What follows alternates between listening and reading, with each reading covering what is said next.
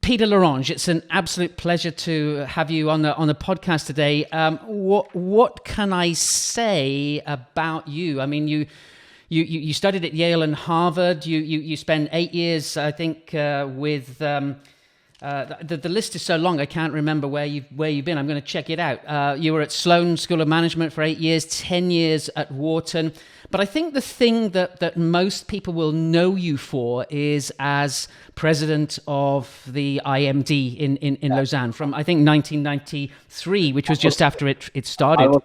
I was 15 years through to 2008. I mean, that I think you and your name is you're one of a handful of deans that I think people to this day still know and appreciate. And the thing is, when I look at your family business, the whole shipping business that you're involved in, and maybe we'll talk about the book that you've written on the family business in a moment. You've been an entrepreneur. You're involved in investing, family office. I think you sold the shipping part of the family business in 2006. You launched your own business schools, Lorange Institute of Business in Zurich, and now you're really involved in the Lorange Network Business School of the Future.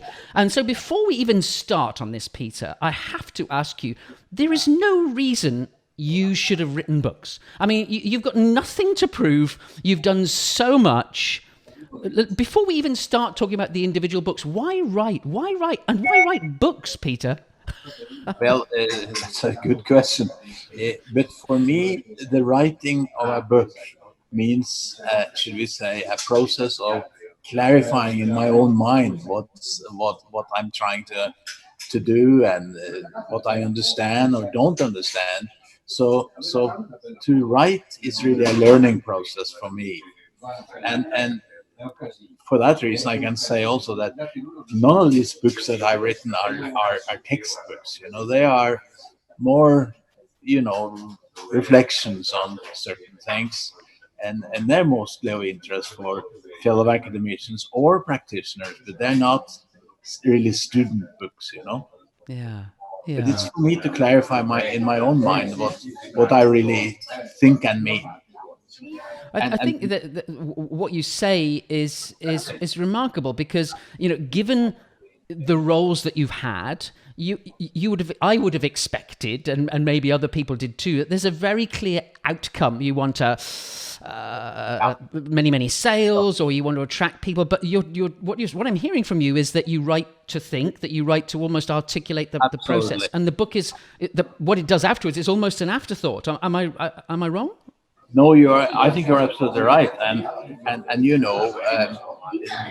just as a manifestation of that, we typically, when I start writing, I think it will end up somewhere, and it turns out to be very different than what I thought in the beginning, because the learning path is different than I had anticipated.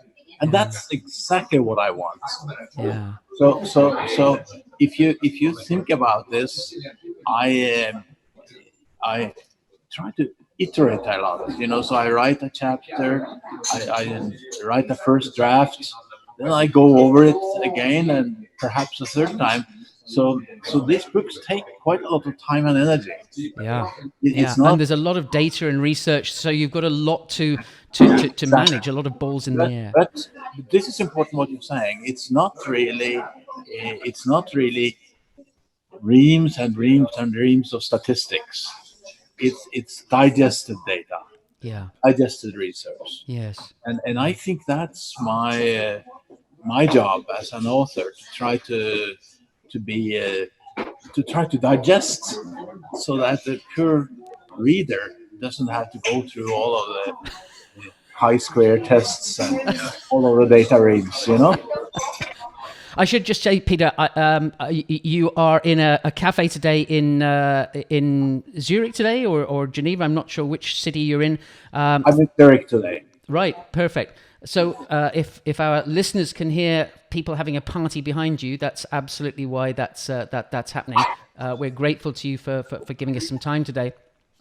Let's pick up on a couple of these books, and I'd like to kick off with Profit or growth? The question Yeah. mark. I mean, it's a great title because actually we want both. I can't remember if that was actually your first book because you've written so many monographs as Oh well. no, I have written between 16 and 17 books, and I I'm hate you. saying That's just terrible. because I don't know whether I should count what I have edited, but this is probably book number 8 or something like that. And I wrote that while I was the president of IMD, Yeah. and I wrote with a colleague called Bala Chakravarti, and Yes. he worked with me at Wharton, and then he was a professor at University of Minnesota, and I hired him to IMD, and the issue there was very much how can you both stimulate, should we say, bottom line performance, growth, no profits, and stimulate growth, and this is a balancing act, Yes. and you need top line and bottom line. Yes. Or top line is more long term, bottom line is more today. Bottom line is very much if you want to keep your stock price up. And I think that's one of the dilemmas that you see a lot of short termness in business today. And this book is meant to give people an alternative that it's not a matter of short term and accepting short term. It's a matter of balancing long term and short term. Yes. And I think that to me is really a key learning point here. Yes. Possible to do that, and why is it possible? I think to come up with innovations which allow you to stimulate further growth, not kind of blue sky innovations, but building on your customer relationships, building on your products, extensions basically, so that you keep on growing Yeah. and growing in such a way that it's not too expensive, so that you also protect your bottom line. Yes. So this book, incidentally, has been very, very much appreciated in business. Yes. Well, it raises a couple of really fascinating points. I mean, the first, and this is not easy, is working with a co-author. I mean, Bala is an amazing researcher, professor, writer in his own right. How did you decide to work together? And I think you've worked together with him on other projects, and maybe we'll talk about the most recent one. But what's the process like of choosing and working with a co-author? I can share a key point there with you. It's very, very important to work with somebody else who has, should we say, a we attitude, not to try to say, I know best attitude, a kind of me attitude. So it really becomes a team. And in that sense, I think it's great to work with others because, as we all know, we only know so much, and it's useful to Yeah. discuss with others and listen Yes. and learn. Yes. Again, it's a learning process, and you learn more by working with others. Yes. Did you find? I'm interested in this. You wrote your own sort of pieces to this, or you collaborated on everything? I'll tell you why I asked. My wife and I write together, so I Yes. write a chapter, she writes a chapter, then we cross edit. And there Yes. comes a point where we've forgotten who wrote what, and it becomes a true mutual project. How was it with you and Bala? Well, that's exactly the way Bala and I worked. That we kind of exchange chapters, so to say, and in the end it becomes a real mix, Yes. in a good sense. Yes. So I think that was published by Pearson, certainly in the UK, Pearson Education. It was, as you know, Harvard Business School Press has always had a prominent position, and at that time, I mean, both Bala and I had been with Wharton, so we decided to go with the new publication efforts of Wharton Business School, Wharton Press, and Wharton Press worked with Pearson. So that's a Okay. link. But in retrospect, maybe we should have tried to go with Harvard Business School. We both have our doctorates from there, but we felt that Wharton was a good was good to support Wharton at that time. Well, I think at the time, if I'm not mistaken, they were definitely trying to really drive forward their own publishing activities to compete a little with Harvard. So you probably had some good support there. And looking at the team, I mean, it seems to be a massive team involved. I think Jerry Wind was involved as the editor. That's exactly. And incidentally, Jerry was one of the key reasons why we went with Wharton, and he happens to be one of my best friends. So you know, and as you probably know him also, he's a very enthusiastic guy. Yeah. Yeah, I love his Winds of Change book. That's awesome. He's a very sharp guy. Yeah. So we could talk about this forever, but there's a few other things I want to pick up on, and this is you. I think you stole this idea. I don't know about this, but from great to gone. Tell me you weren't inspired by Jim Collins from Good to Great. From Great to Gone. Why FMCG companies are losing the race for customers. How did that come about? No, it's not. It's more logical than that.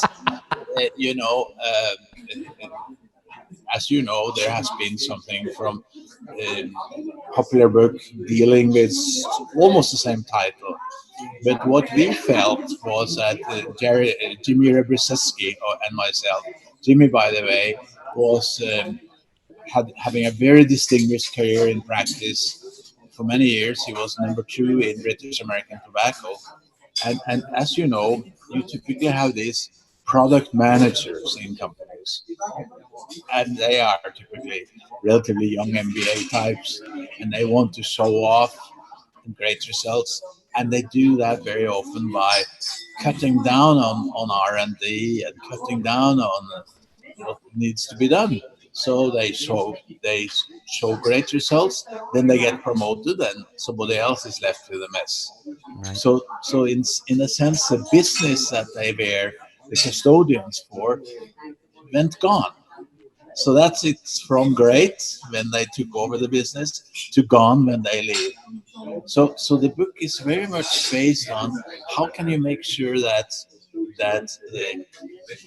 you don't have disruptions based on this kind of short-term initiative-driven, short-term incentive-driven kind of career climbing types of typical MBAs, you know. Yes.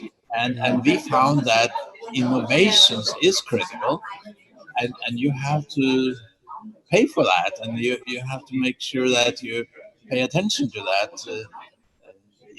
in the way you manage the business. Yes. So what we found, which I think you will find surprising, is that the higher the price, the more you sell, contrary to what you normally see. And the reason is this, that if you pay a high price, most consumers are more easily convinced that this is a cutting-edge, innovative product. Yeah. So in a sense, in a more abstract sense, you need to communicate your innovations better with the consumers, and the best way to communicate that is to keep the high price and not try to sell piece of shit, but say this is top stuff, and it's worth it. Yes. And so that's the reason for it. So there's more logic to this than from the title might look a little bit. But by the way, this book also got a lot of attention in practice, and the title helped us to get that attention. I am a sucker for a good title, and you do. Let's leave the monographs to one side, but these are great titles because in a checklist on Amazon, even on a bookshelf, for those people who still go to bookstores, it's that edge, it's that thing down the edge that prompts you to take a job. These are very carefully crafted. I wish that the latest books that we are going to talk about, hopefully a little later, have the same good titles, but I'm not so sure they have. But interesting. That's fine. Interesting. Let's pick up on that. So that was Taylor and Francis, I think Routledge or Gower, that group of publishing companies. And I guess by now, and you're what, 10, 12 books in, do people approach you, or do you always have to sort of think, okay, this would be appropriate for this publisher? What's your thought process I, there? I, I, I, this is an important question. I always write the book first, and then I go to the publisher. I don't want to impose the kind of pressure on myself to say, here is a contract that we have agreed on, please deliver. So I don't really know where this project will end up. So for that reason, I leave it towards the very end to contact the publisher. And some publishers don't like that. They kind of want to have that sense of power over the authors, and they want to, should we say, impact the navigation of the project. Yes. But I don't accept that. So Yes. I write it the way I want, and then let it be, you know. Yes. Well, then you I have a hope it, manuscript which is a pure manuscript as to based on your own interests, your own research, you know, it's and okay that it's a draft. I accept, for instance, I have had great cooperation over the years with Cambridge University Press, and I very much value their inputs. So I'm not kind of bombastic, but I want to come up with the first draft, and then it's up to them to improve on it, so to speak. yeah, yes.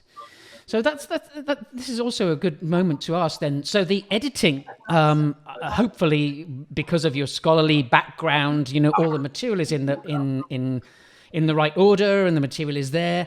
Do people mess too much with what you write, or No, they leave it no. as is? What I have is Cambridge University Press has two very good editors that I've been using for years, and you know they are great, and then they have some production editor who kind of asked me, have you have you got clearance for using that figure, and the should we say the contrasting of that figure is not quite right, things like that. But basically, these people are very easy to work with, so they don't mess around with me. Yeah, And really. but it is a hard process because, and as you know, to particularly to end up getting the footnotes right and the nitty gritty, that can be a chore, frankly. But Yes. the fun is gone at that time.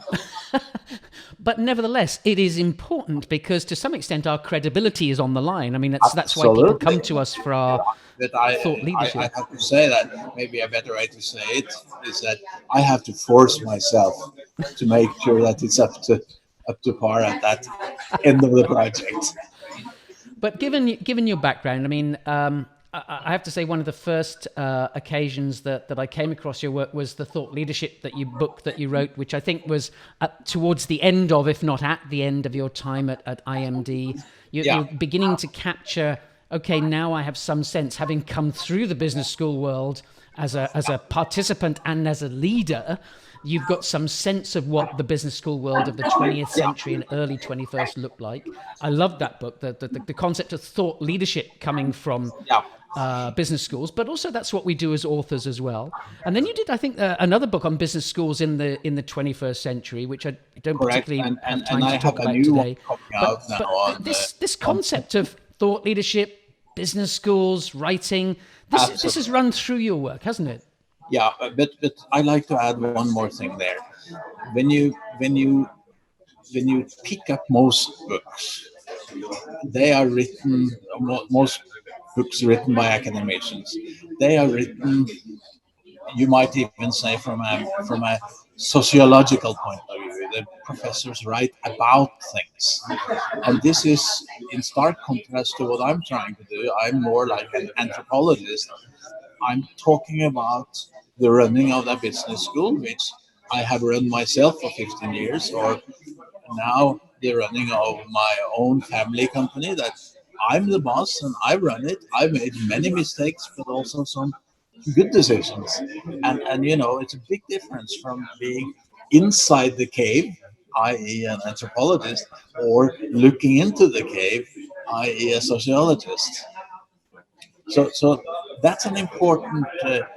That's probably why you might like my books, that they are Yeah. anthropological in nature. Yes. They are there's a certain credibility about it that Yes. I write about things that I know about. I have Yes. experienced myself. Yes.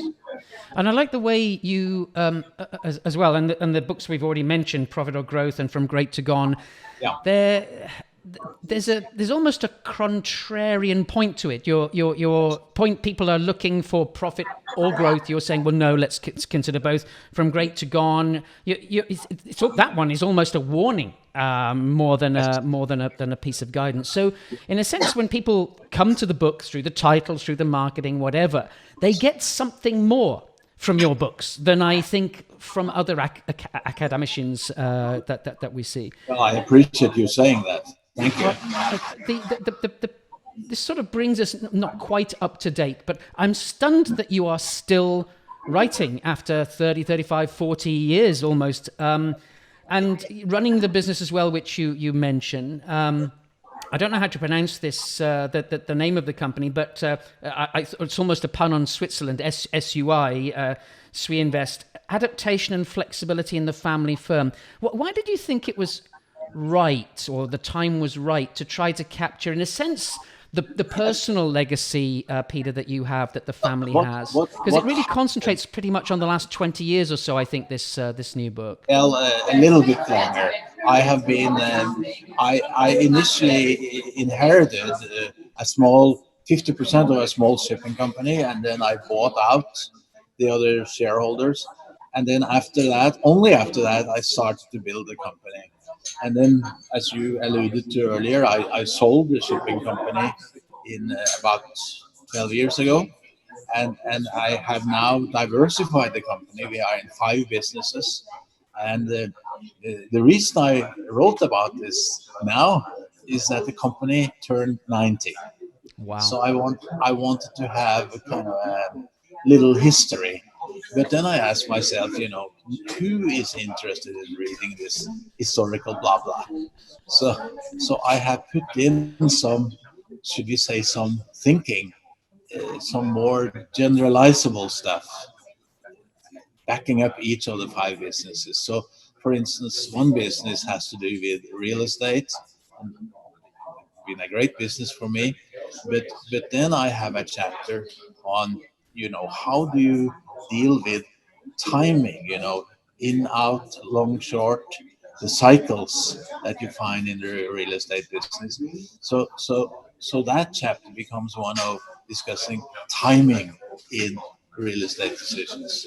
And then, thanks God, it looks like that's what I did.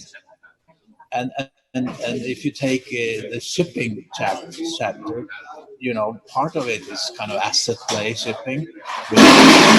Timing is very, very important. I hope that wasn't too much a breakage going on in the background. I don't know what happened. He You're was, telling me about the shipping. Ice bucket. So part of it is timing decisions having to do with winning in asset play. And part of it is coming up with long-term contract decisions, more industrial shipping. And I discuss that as more interesting, hopefully interesting stuff, as separate chapters. And then I can then demonstrate that that's in fact what I did. Roughly 50% of the shipping activities I do are, should we say, asset play stuff, and 50% are industrial shipping. I own shares in about 28 shipping projects, so it's still a big thing for us. Yes. But for me, I would say I own the company 100%. Yeah. And you've written a number of books anyway on shipping, which we don't really have time to go into today. No. But clearly that's a body of knowledge that you have. And I absolutely love how you describe this book as not historical blah blah. I might steal that phrase. There's no copyright in an idea. You can do that. Yes. But this I think some people come to businessmen, women, entrepreneurs, people who reach, I guess, a stage in their life when they want to capture their legacy, if you will. They see the legacy as then in 2006 I did this, then you're not saying that. You're still teaching through writing. For the legacy is not something to capture. It's not a calendar. It's a lesson. in how to run a business, and you're still teaching through the book, and that I absolutely love that. And this is exactly it. And this is back to an issue you brought up earlier. When do I get the idea for a new book? So what happened is that when I wrote this book on my family company is maybe not the right word, since own, I'm the sole family member who own the company. But I then gave the book to what used to be the right-hand man of Ingvar Kamprad, who built up IKEA. I used to do a lot of business with him. Yes, of course. We own several, his estate and I own several activities, 50-50 or around that.